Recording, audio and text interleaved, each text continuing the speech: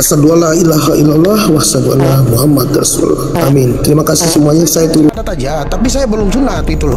KTP saya masih tetap saya Katolik, Bang.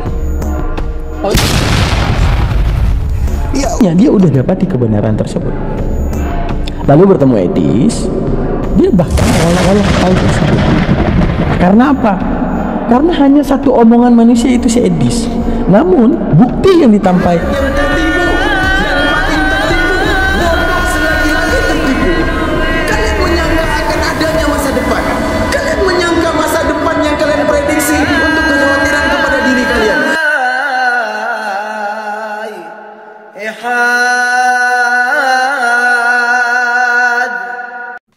Assalamualaikum warahmatullahi ta'ala wabarakatuh. Kembali lagi bersama saya Al-Mantiki Reaction, dimana hari ini teman-teman kita akan membahas Al-Baqarah ayat 14, dimana ini akan menjelaskan perilaku-perilaku Oten, dimana dia itu suka mengaku-ngaku dan juga suka untuk berpura-pura seperti video ini yang akan kita tampilkan. Pertama, kalian tahu ya, ada yang bernama Saudara Al-KTP. Saudara Al-KTP ini kali-kali ini beberapa hari yang lalu naik ke Komal Bang Juma dan kemudian dia bersyahadat seperti ini. Jadi terima kasih banyak Bang Juma supportnya dan kawan-kawan, doakan saya tetap asyhadu alla ilaha illallah wa asyhadu anna Muhammad Rasulullah. Amin. Terima kasih semuanya. Saya turun. Allahu Akbar, Masya Allah.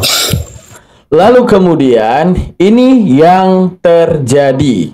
Namun apakah peristiwa ini hanya peristiwa biasa aja yang ada di dunia, yang tidak perlu dipentingkan dan tidak ada konek apapun kepada Al-Quran? Tidak ada peristiwa di dunia ini yang luput daripada pemberitahuan Al-Quran ataupun pemberitahuan Allah terhadap orang-orang munafik. Mana contohnya? Seperti ini. Ketika tadi dia telah bersyahadat, kemudian dia berani untuk kemudian menghina Al-Quran, dan kemudian dia berani untuk mengatakan apa yang disampaikan oleh Bang Zuma itu salah. Bang Edi, setelah saya nonton banyak perdebatan Bang Edi, ternyata Bang Juma tidak menjawab gitu loh. Jadi saya, bagaimana Bang? Saya belum sunat. Setelah saya nonton kata-kata Bang Edi itu betul. Maksudnya gini loh Bang, saya cuma syahadat aja, tapi saya belum sunat itu loh. KTP saya masih tetap saya Katolik Bang. Oh, itu bagaimana Bang Edi? Iya, waktu itu saya mualaf itu, syahadat itu sama di roomnya Bang Juma. Karena belum ada yang nantang Bang Juma bisa menang kan. Tapi saya tidak nonton video. Tapi coba kamera Bang naik ke atas dikit Bang. Coba kamera Bang naik ke atas. Ya. Maksudnya abang di mobil sempat, Bang. Abang sempat dimualafkan oleh si Juma. Iya betul. Itu tapi makanya saya bingung. Ternyata setelah saya nonton banyak videonya Bang Edi lawan Bang Juma, ada Unirip, ternyata mereka nggak bisa ini sama Bang Edi gitu loh. Kayak panik betul kan? Saya nyesal, ada rasa kecewa saya sama Bang Juma itu. Makanya saya like Bang Edis pengen naik di pengen konsultasi kayak Bang Edis gitu. Soalnya awalnya saya belum kenal Bang Edis gitu. Hanya Bang Juma aja videonya di YouTube kan banyak. Ya. Nah, jadi banyak ada beberapa orang nonton itu. Banyak cerita seperti itu. Banyak mereka yang mualaf. Ternyata setelah mereka nonton dan dikaji kembali, mereka menyesal mualaf itu Bang. Iya, seperti satu Bang, ada pertanyaan Bang Edis itu yang tidak bisa dijawab Bang Juma kan, siapa sama Nandar juga tuh, siapa yang menulis Al-Quran? Nggak ada Bang, nggak diketahui. Quran Bang itu Edis buku anonimus yang tidak diketahui siapa penulis. Ada. Dia tidak sadar kitab dia sendiri.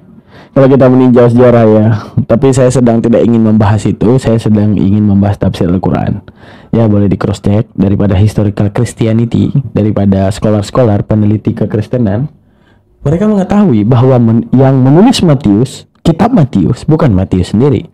Yang menulis kitab Yohanes bukan Yohanes sendiri. Bahkan kitab Ibrani dalam kitabnya mereka sampai sekarang belum ditemukan penulisnya. Nah, dan bahkan kodeks terakhir daripada kitab mereka itu putus 400 tahun setelah masa Yesus. Bayangin, kitab itu baru ada 400 tahun sesudah kematian Yesus. Artinya sistem penebakan kayak kita nih, menebak Bang Usman yang hidup 100 tahun yang lalu. Ya kita boleh menulis asal-asal, kita boleh menulis rampangan menurut apa yang kita yakini. Maka tidak heran juga kita dapati bahwa mereka itu kan mengakui dengan begitu banyak manuskrip. Ya wajar begitu banyak manuskrip. Logikanya, siapapun yang berpendapat, siapapun bisa menulis. Siapapun punya pandangan, siapapun bisa menulis. Misalnya, dalam Injil Barnabas yang dibidatkan, Barnabas punya pandangan sendiri, kemudian menuliskan. Injil Filipus yang dibidatkan, bisa ditulis. Karena apa? Mereka berpikir, mereka kemudian menebak, mereka kemudian menuliskan. Siapa Yesus? Injil Maria sama juga dibidatkan. Hingga kemudian apa? Injil-injil dalam Kodeks Sinaiticus, kodek-kodek yang paling awal itu 400 tahun terputus kepada Nabi Isa sendiri ataupun Yesus sendiri. Bayangin, 400 tahun terputus tapi kitab itu dipercaya. Sama kayak saya dipercaya menceritakan Bang Usman yang hidup 200 tahun yang lalu. Itu kitab mereka. Namun kitab kita yaitu Al-Quran itu mulai daripada masa Rasulullah, kemudian difirmankan. Setelah difirmankan kepada Rasulullah itu memberikan firman-firman tersebut kepada kepada sahabat-sahabatnya, kepada karib-karibnya, untuk kemudian dihafalkan. Setelah kemudian mereka menghafalkan, mereka itu setelah itu ajaran tersebut, ajaran Rasulullah yang tadinya setelah selesai Rasulullah menyampaikan ajaran tersebut, mereka untuk kemudian agama ini bisa agama ini bisa baku, agama ini tidak mudah diubah, mereka kemudian menuliskan abad pertama. Jadi Al-Quran di abad pertama daripada masanya Rasulullah sampai sekarang itu ditulis pada zaman Rasulullah. Artinya ditulis pada zaman Rasulullah, ingat, ditulis, bukan dibukukan, ditulis. Ya, begitu banyak para sahabatnya yang menulis di dinding-dinding rumah firman yang diberikan oleh Rasulullah. Ada yang menulis bahkan di pelepah-pelepah kurma, ya, sebelum dibukukan. Mereka tuliskan agar mereka tidak lupa. Lalu ajaran ini untuk kemudian diajarkan kepada anak-anak mereka, untuk diturunkan ajaran ini kepada anak-anak mereka. Bagaimana kemudian sistem daripada sahabat-sahabat Nabi tersebut, yaitu dengan membukukan. Ya, dengan cara membukukan. Artinya kan nggak mungkin dia ngafal, nanti anaknya ajar Rasulullah gini, anaknya juga hafal, terus diturunin, anaknya juga hafal. Hafalan itu bisa mungkin diubah, bisa mungkin lupa, hingga kemudian hafalan mereka itu tetap dihafalkan, namun ditambahkan yang paling kompleks, yaitu dengan dituliskan dan kemudian dibukukan. Itu perbandingan Bible dengan Al-Quran, di mana Bible 400 tahun terputus daripada zaman Yesus, sedangkan Al-Quran daripada abad pertama sudah dituliskan oleh sahabat daripada pelepah-pelepah kurma ataupun kulit-kulit hewan. Ya, hingga kemudian pada era Umar bin Khattab, era Utsman bin Affan, dimantapkan di era Ali. Al-Quran itu muhkam dituliskan untuk kemudian dalil-dalilnya itu dihafalkan agar tidak berubah. Karena kata Allah, nahnu nazzalnal kitab, kami yang menurunkan kitab, kami juga yang akan menjaganya. Arti kami yang akan menjaganya. Karena kalau Allah menyebut kata ana di dalam Al-Quran, itu cuma Allah yang mampu. Seperti, aku akan mengabulkan doamu. Cuma Allah yang bisa mengabulkan doa, tidak ada orang lain. Aku yang akan memutuskan kiamat dan semuanya. Aku yang paling tahu tentang kiamat. Karena apa? Cuma Allah yang tahu, malaikat juga nggak tahu. Aku paling tahu tentang ketentuan takdir, wajar, cuma Allah yang tahu. Kematian, cuma Allah yang tahu. Makanya Allah sebutkan aku. Namun kalau Allah sebutkan dengan kata nahnu, artinya kami, itu berketerikatan di antara Allah dan makhluknya. Dan ada proses ataupun mukayadah namanya. Prosesnya gimana? Kami menurunkan Al-Quran kepadamu, yaitu mulai daripada Jibril memberikannya kepada Muhammad, kemudian daripada Muhammad memberikannya kepada kalian, menjabarkannya kepada kalian, hingga ada lisan-lisannya kalian, hingga ada ingatan-ingatannya kalian, yang kemudian menyimpan Al-Quran dalam otak-otak kalian, dan bahkan kalian kuberikan ide-ide kreatif untuk menuliskan Al-Quran tersebut. Ada yang kalian tulis di dinding rumah, ada yang kalian tulis di pelepah kurma, ada yang kemudian kalian tulis di kulit-kulit binatang. Karena aku yang menakdirkan, ini kitabku, ini agamaku yang paling sempurna, dengan Nabi yang datang terakhir mengubah segala ajaran untuk memberikan ajaran yang paling benar setelah kemudian diselewengkan. Maka aku mantapkan kalian setelah Nabi yang kemudian akan menjaga kemurnian Al-Quran. untuk menjaga bahasa asli Al-Quran. Akan kutitipkan hafiz dan hafidah. Akan kutitipkan para penghafal yang kemudian setiap tahunnya akan memvalidasi ayat-ayatku. Akan kutitipkan ahli-ahli tafsir yang kemudian tidak bisa menyelewengkan kitab-kitabku, tidak bisa menyelewengkan makna-makna daripada suratan daripada kitab-kitabku yang telah kuberikan kepada Muhammad. Luar biasa Islam. Menunjukkan apa? Dari abad pertama sampai sekarang Al-Quran itu tidak pernah diubah. Gitu. Sekarang berbicara tentang siapa yang menulis Al-Quran. Yang menulis all manusia, kita bilang. Artinya apa? Ini firman Tuhan, bukan karangan buku. Kalau karangan buku, saya bikin satu jurnal ataupun apapun, saya harus tulis. Ditulis oleh. Sekarang ini firman Allah. Siapa yang mau ditulis oleh? Nggak ada. Paling dicetak oleh apa? Darul Hikmah dan ini. Memakai percetakan tersebut di era sekarang itu pun. Jadi penulis Al-Quran itu, gimana kita menyematkan kata penulis kepada Al-Quran? Di mana itu semua menulis pada masa Nabi.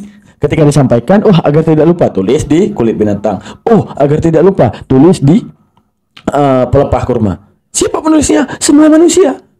Kenapa saya bilang semua manusia? Karena daripada hal itu kemudian dibukukan dan setiap manusia menikmatinya.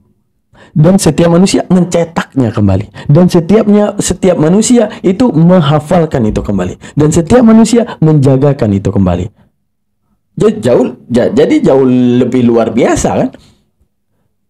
Nah, sekarang daripada kitabnya kalian yang dikatakan kitab paling benar, kitab paling hebat, kitab paling terbukti kebenarannya. Buktinya banyak ayat yang ditambah.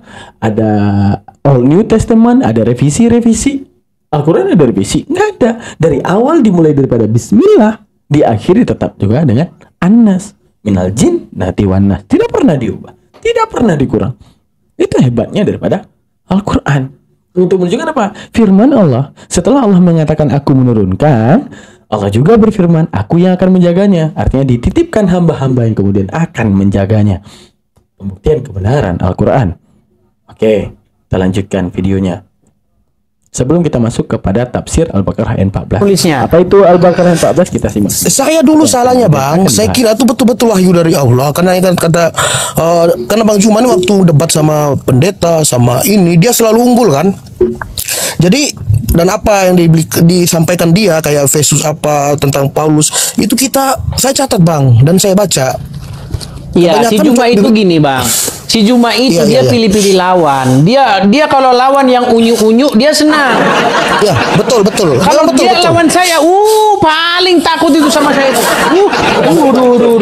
Lari itu kalau sama saya itu sampai kedodoran celananya kalau lari itu. Ngadapin saya. Buktinya kok. Ada buktinya bang, video abang tuh saya nonton di YouTube bang. Iya, enggak berani itu sama saya, enggak berani. Dia sama Nandar kan, itu saya nonton. Itu mereka mute abang kan, mereka mute terus. Jelas. Waktu abang di tempat yang gelap itu, terus dia nggak mau menjawab pertanyaannya bang Edi, tapi dia bilang, kenapa gelap itu, kenapa gini? Kalau memang dia itu betul yang dia ngerti, dia jawab aja, nggak peduli bang Edi mau digelap ke, mau apa ya kan gitu harusnya kan? Iya. Itu. Jadi ini bang, untung saya belum sunat bang. Tapi bagaimana bang? Saya dosa apa enggak nih bang? Ya artinya begini. Di dalam Bible itu ada banyak sekali perumpamaan orang-orang yang hilang, ya.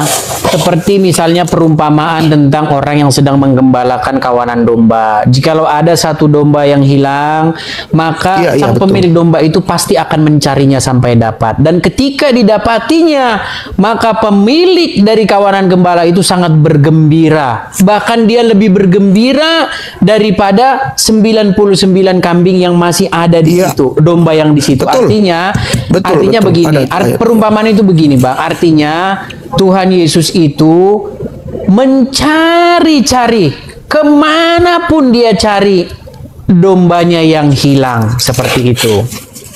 Artinya, artinya kembalilah kepada jalan yang hidup dan benar, yaitu Tuhan Yesus. Seperti itu. Tidak ada kata terlambat. Artinya kembali lagi. Makanya pentingnya persekutuan. Artinya begini bang, Jangan kamu menjauhkan diri dari persekutuan-persekutuan. Itulah pentingnya persekutuan. Jadi kumpullah sama orang-orang yang beriman supaya saling berbagi, bercerita nih. Karena kita banyak ini, semua orang mengalami goncangan ya kan.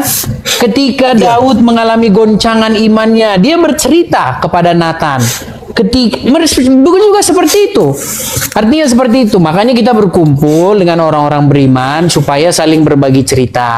Kalau saya ada masalah ini. Saya udah doa bertahun-tahun lamanya. Kok nggak ada jawaban saya ya? Gimana nih? Nah, nanti teman yang lain itu punya pengalaman-pengalaman yang sejenis. Seperti itu. Mereka akan cerita, mereka akan berbagi. Itulah gunanya ke gereja. Gunanya persekutuan. Seperti itu. Ya emang awal saya bang, jujur saya minum mabok. Nama kita orang-orang Indonesia Timur bang, mabok pulang jam 10 subuh, apalagi malam minggu. Jadi hari minggu itu pasti tidur kan, tidak mungkin ke gereja bang. Itu yang membuat jarang kami ke gereja. Jadi waktu kita nonton Bang Juma itu, langsung kita kayak seolah-olah kayak terhipnotis gitu bang.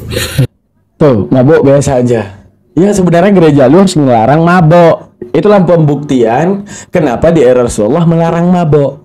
Karena apa? Ada ibadah yang akan terganggu. Awalnya mabok tidak dilarang, tapi kemudian setelah dilihat mafasid jauh lebih besar daripada masalih, ya artinya apa? Keburukan lebih jauh teridentifikasi daripada kebaikan. Saat itu apa? Diharamkan.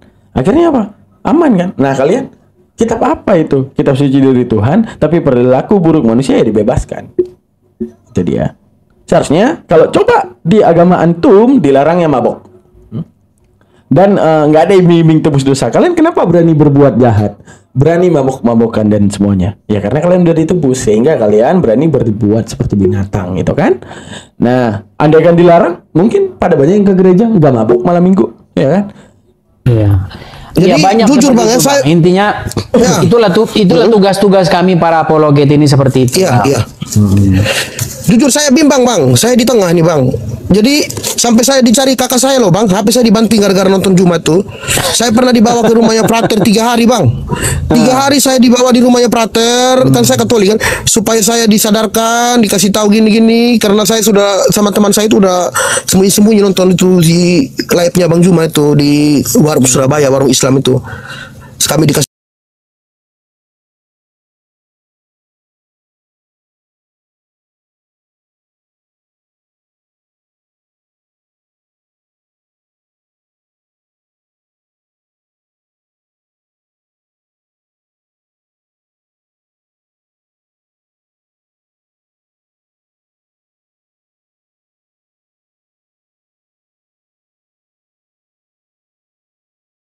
kue sama orang Islam itu, dikasih kopi karena kita nonton, kita dilarang nonton kan, itu yang CD itu bang.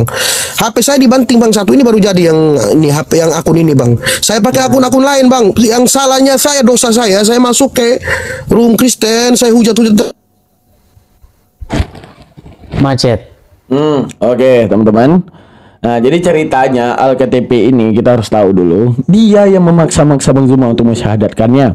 Bahkan dia diuber-uber oleh keluarganya. Bahkan dari tim API juga mengerahkan tim pengamanan biar beliau itu aman kan. Sampai kayak gitu effortnya daripada Bang Zuma. Tapi setelah itu, setelah bertemu Edis, dia bahkan menghina kembali Bang Juma. Tapi nggak usah takut, semua itu telah dinubuatkan, bahkan dituliskan sifat daripada perilaku-perilaku mereka di dalam Al-Baqarah 14. Jadi nonton sampai habis karena ini ilmu dan kita akan jabarkan secara detail. Banyak orang Islam yang belum tahu tentang Al-Baqarah 14. Jadi simak teman-teman. Kita lanjutkan. Baru kemudian setelah video ini baru kita jabarkan Al-Baqarah 14. Teman-teman, apakah mendengar suara dia, teman-teman? Ya ada bang. Agak sedikit macet tadi, Bang. Agak sedikit macet tadi. Iya. Ada telepon masuk tadi bang. Ya. Mereka Ya, udah minta intinya- nomor saya bang. Dari Bang Juma itu ada yang telepon saya, ada beberapa orang minta nomor saya, dikasih buku, dikirimin buku apalah. Saya bilang kok Ya. buku dikirim Kita ya? Terus juga saya buka punya, di Bang. Al-Quran bang. Saya buka di Al-Quran, ada surat Maryam itu yang nomor 1 tuh ayat pertama tuh kok nggak ada artinya bang. Itu saya bingung Nah, ya. itu kalau Ayat kalau satu muslim apa ditanya gitu? kalau muslim ditanya itu udah pasti mereka sakit kepala itu. Nggak bakal ada yang jawab itu. Itu emang nggak ada arti ya bang ya? Nggak ada artinya itu. Kalau Muslim ditanya tentang itu, mereka pasti sakit kepala. Ya bang, intinya gini lah bang ya, intinya karena abang kan sudah sempat mualaf, ya kembalilah. Artinya begini bang, ketika kita menerima Yesus sebagai Tuhan dan Juru Selamat, intinya apa? Yesus harus menguasai hidup kita. Kita harus hidup sesuai dengan kemauan Tuhan Yesus. Seperti itu. Kalau kita orang Kristen, kita harus buka Bible-mu. Yesus bilang apa? Lu percaya kata-kata orang, kita harus ikut kata Tuhan Yesus. Tuhan Yesus bilang satu-satunya Allah yang harus disembah, bukan Dia. Inilah jalan yang lurus di saat kamu percaya bahwa satu-satunya Allah yang harus disembah itu Bapa, kan? Nah, itu yang dimau Tuhan Yesus. Ini bacotan, Yesus mau ini, mau itu. Padahal berlakunya tidak sesuai apa yang Yesus mau, gitu. Kan bullshit ya, teman-teman. Lanjut. cerminkan karakter Kristus dalam hidup kita, seperti itu. Ya, abang, satu lagi pertanyaan saya, mohon maaf ya bang. Saya pernah ikut sholat bang. Apakah saya dosa apa enggak bang? Ya tentunya dosa bang, karena menurut sudut pandang kita, segala Allah bangsa-bangsa lain itu adalah berhala. Jadi menurut iman kita, para Allah bangsa-bangsa lain, para Allah agama-agama lain itu berhala. Jadi itu namanya sudah mensujudkan diri kepada berhala dalam sudut pandang agama kita. Jadi makanya kembali kepada Tuhan Yesus seperti itu. Ya, satu lagi bang, mohon maaf bang. Ya. Kan dulu waktu saya mau mualaf, kata Bang Juma, berarti kamu kembali lagi ke fitrah.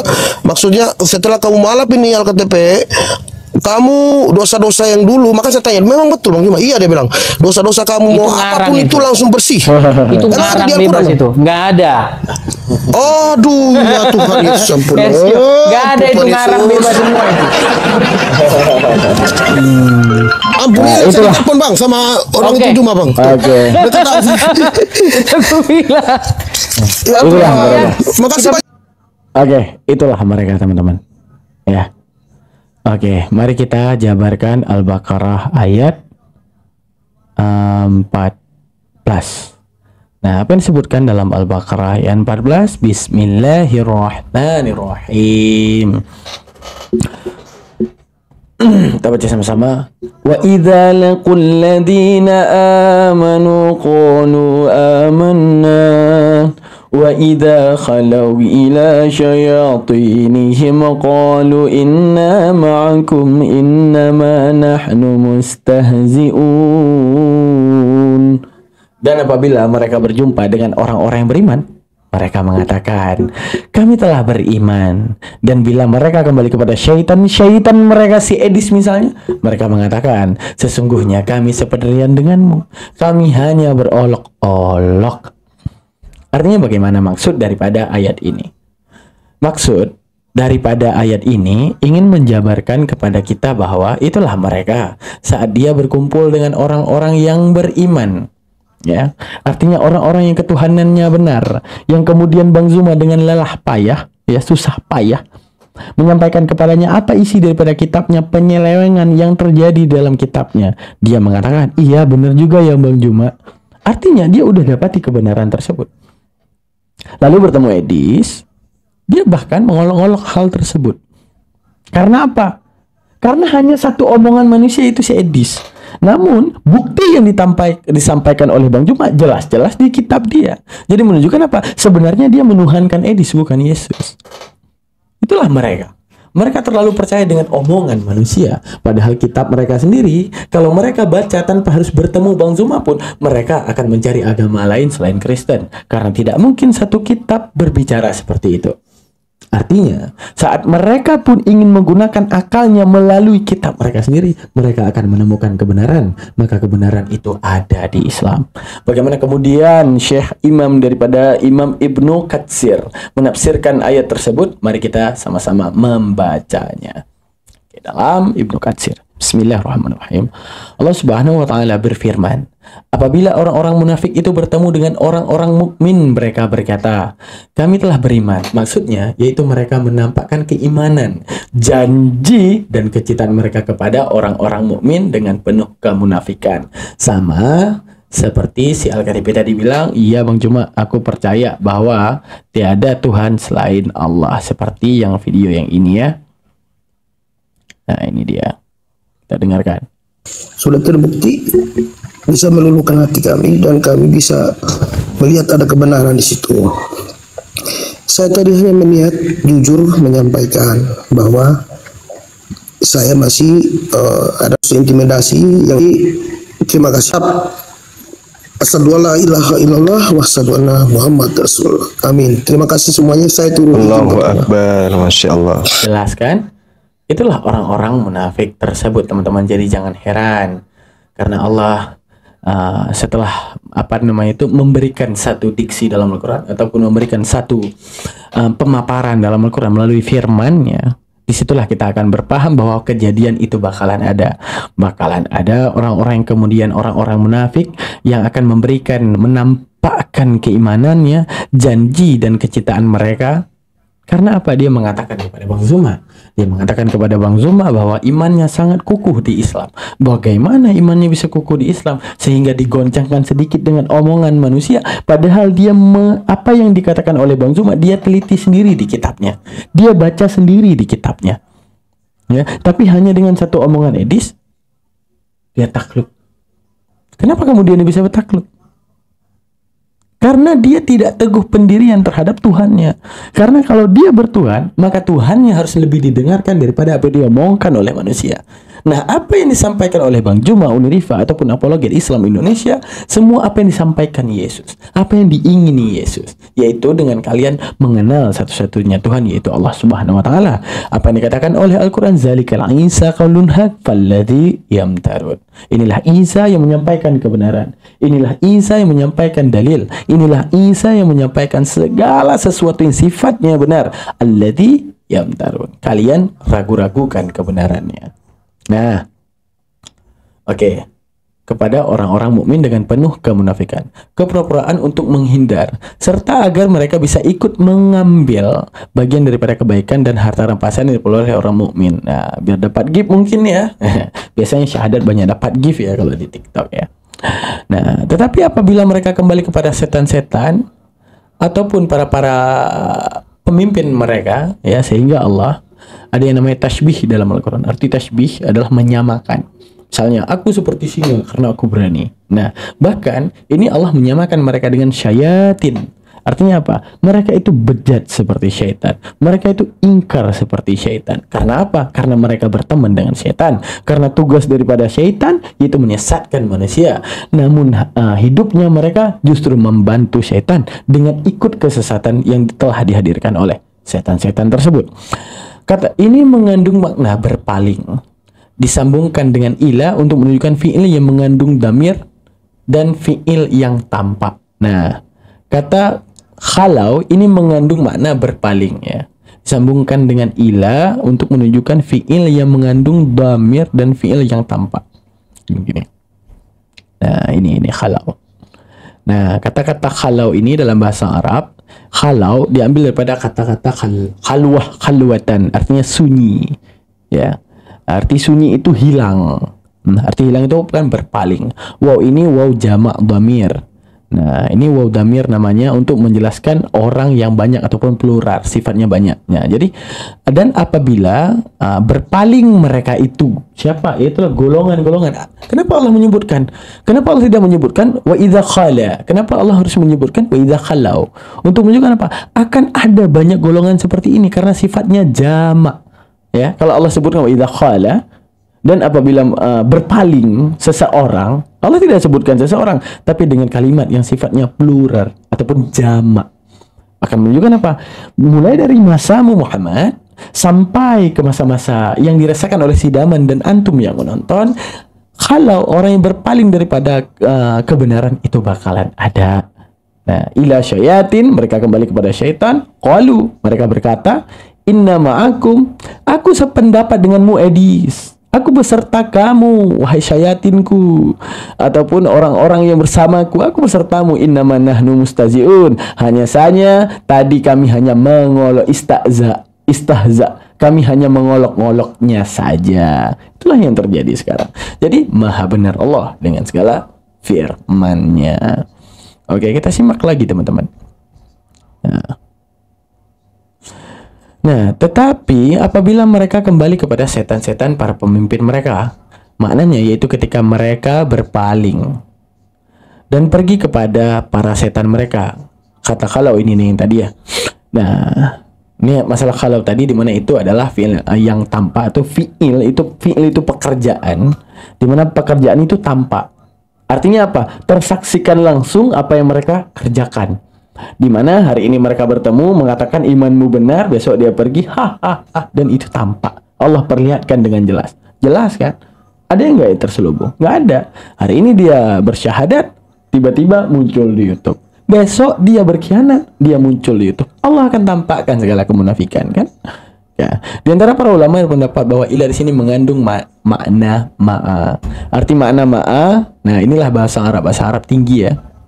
Nah, ilah, nah jadi artinya kan kepada ini.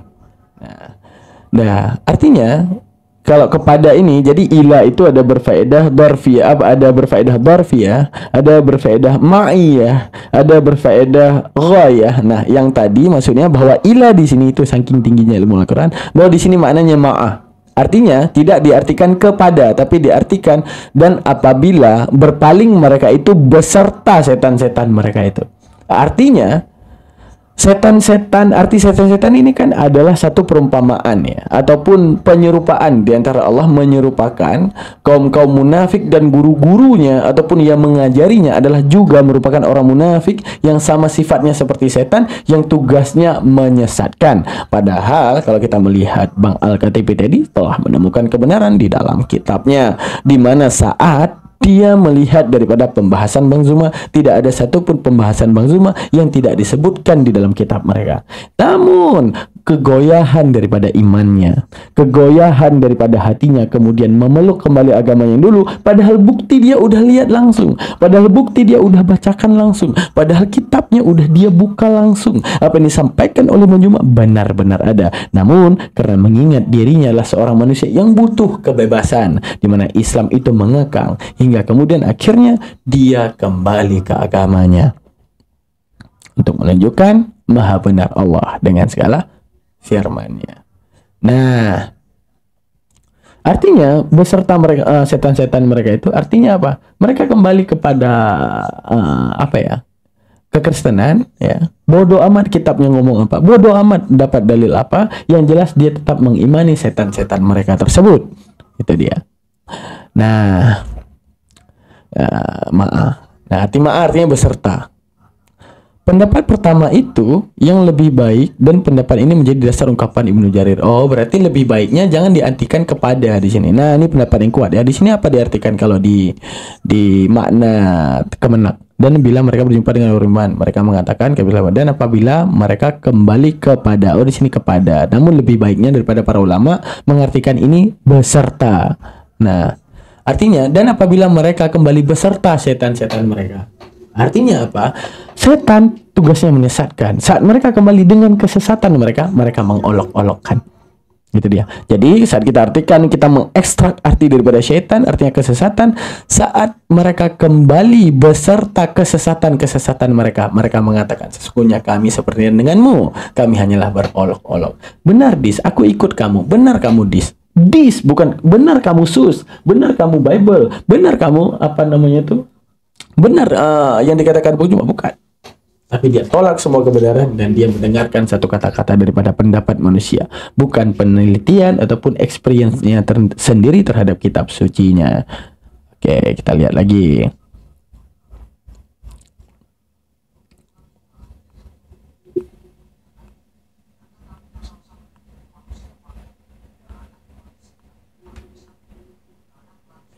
Mana lagi?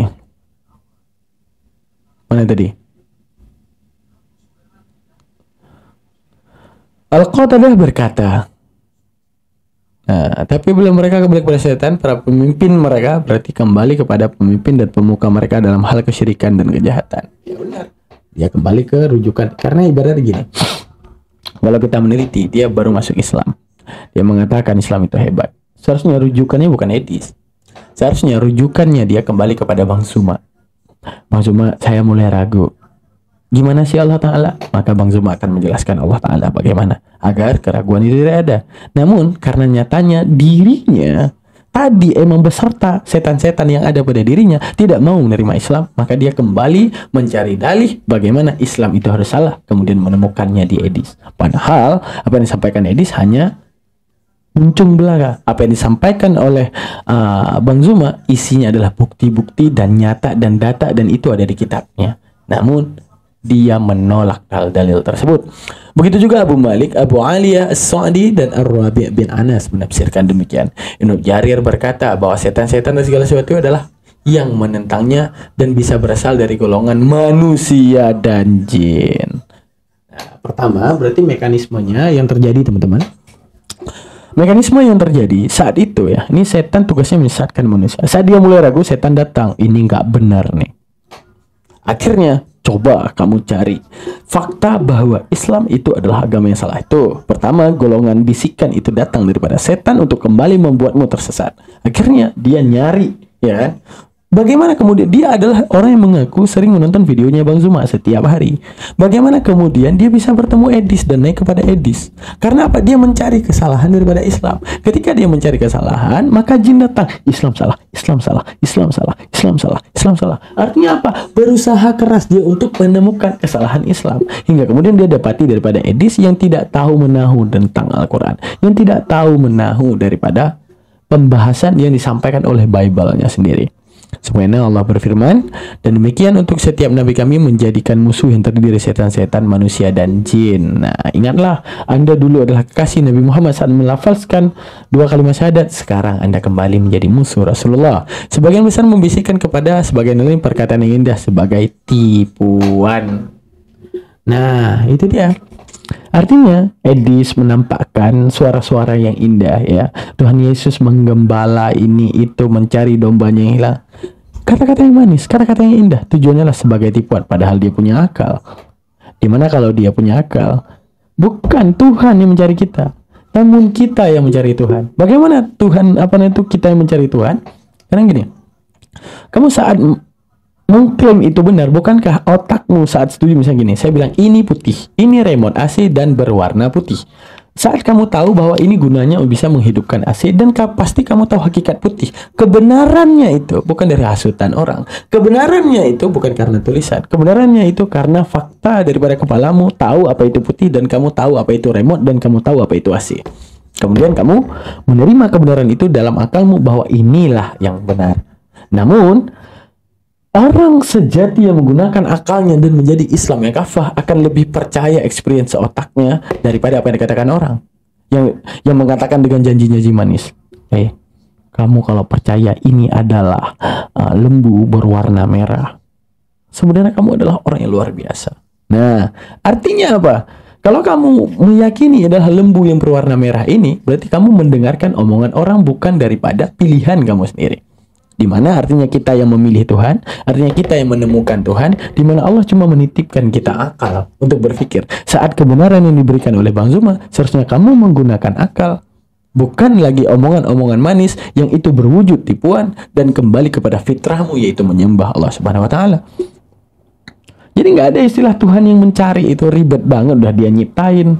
Karena Allah itu, yang namanya Tuhan itu sudah pasti dia mempunyai sifat jaizah. Apa jaizah?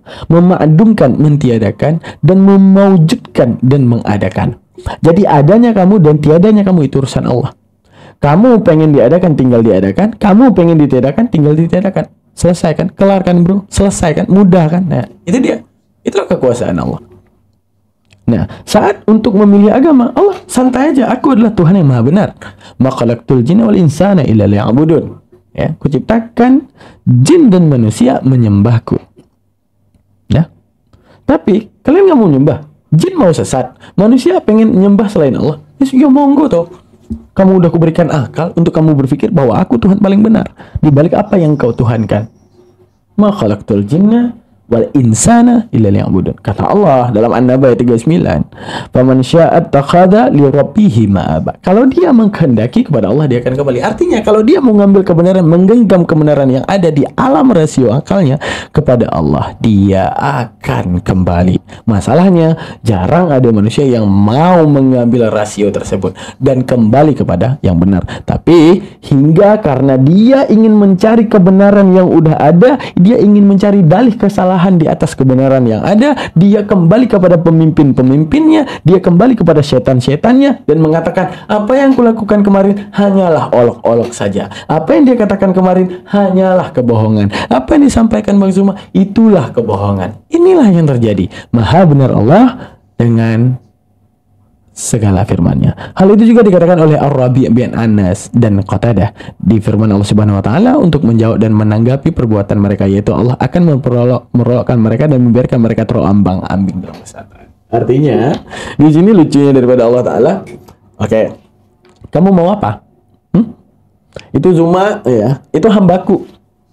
Kutakdirkan kepadamu ya untuk kemudian datang memberitahukan kebenaran tentangku. Dan apa yang telah diselewengkan dalam kitabmu udah baca. Oke. Dapat nggak penyelewengannya? Oke. Yang kamu dengar apa? Kitabmu, kesalahan dan kebenaran yang hadir di otakmu, kesalahan yang ada pada kitabmu dan itu menjadi kebenaran di dalam akalmu. Apa yang kamu dengar sekarang? Edis. Apa yang terjadi sekarang? Engkau kembali lagi mengimani segala sesuatu yang membuat kamu terombang-ambing dalam kesesatan. Bagaimana terombang-ambing dalam kesesatan? Terpaksa harus mengakui 3 adalah 1, 1 adalah 3. Terpaksa untuk kemudian di antara Maria dan Yesus untuk meyakini bahwa Maria mengandung Yesus, namun Yesus tidak pernah diciptakan oleh manusia, di mana umur Yesus sudah pasti lebih tua daripada Maria karena dia adalah Tuhan. Sudah pasti Maria lebih tua daripada Yesus karena dia seorang ibu. Itu gimana tuh? Kamu akan terus terombang-ambing dengan pemikiran-pemikiran, dengan akal yang tidak menyetujui kebenaran. Tapi karena kamu paksakan, sehingga kamu pura-pura setuju di balik kebenaran yang dihadirkan. Seakan-akan itu indah, seakan-akan itu nyata. Padahal itu penyesatan yang telah diberikan setan. Padahal itu penyesatan daripada akalmu yang tidak sesuai dengan fakta realitas. Hingga kemudian kamu terombang-ambing. Kata Allah, selamat menikmati keterombang-ambinganmu. Artinya, kebenaran disuguhkan, engkau tolak kebenaran yang hadir dan dibuktikan dan ditunjukkan di hadapanmu. Seperti itu. Oke teman-teman, terima kasih banyak. Kita telah menyaksikan Al-Baqarah ayat 14. Dimana begitulah bunyi daripada Al-Baqarah ayat 14. Tetaplah istiqamah dan tetaplah menjadi orang Islam. Kalian luar biasa, mantap teman-teman ya. Jangan lupa untuk kemudian subscribe, like, dan komen. Dan juga kalau mudah rezeki, jangan lupa diklik di link deskripsi itu ada link Saweria ataupun di scan barcode ini boleh untuk kemudian bersedekah ya. Untuk kemudian Bang Daman juga punya keperluan untuk membeli beberapa kitab tafsir ataupun kitab-kitab lainnya ya untuk menambah literasi pengetahuan. Terima kasih banyak. Jazakallah. Assalamualaikum warahmatullahi wabarakatuh.